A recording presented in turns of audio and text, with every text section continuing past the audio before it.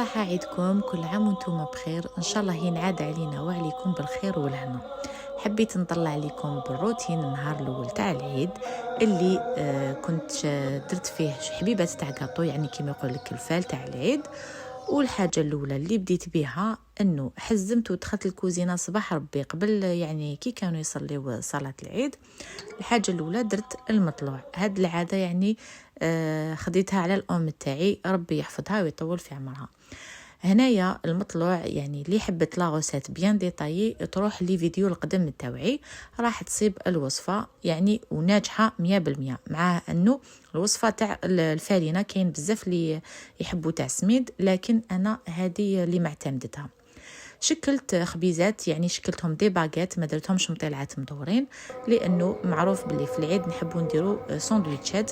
مع العلم انه نهار الاول ما درتش شوا، درت في الفطور درت غير القليان. زدت غسلت هذيك الشلاضه، نحيتها يعني من الطريق، ونقيت البطاطا وخليتها بجيه. لو طون اللي جاوني دوزان تاع الكبش بديت نغسل ونحط بجيه، يعني العفايس الاولين يجوا خفاف، حتى جاتني الدواره والبوزلوف باش نقيتهم في غرضي، يعني هما الاخرين. هاد يعني الكبده والقلب كامل قطعتهم بالطول، تبلتهم بالملح فلفل الكحل والثوم والمعدنوس وقليتهم. وهذا هو يعني كان فطورنا. من بعد رحت لهداك البوزلوف، نقيته وقسمناه طيبته وخليته بجيه. والدواره كيف كيف قسمتها على زوج، نص طيبتها بكبوكه ونص الثاني درتها عصبان.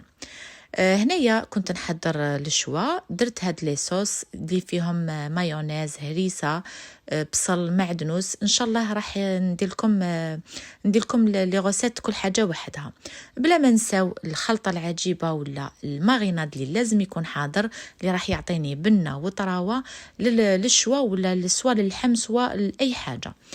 ان شاء الله نوفي بوعدي ونحط لكم كل حاجه بيان ديطايي، كل حاجه فيديو وحدها. درك ما بقى لي غنقول لكم تهلاو في رواحكم، ونتلاقاو في الفيديو القادم. مع السلامه.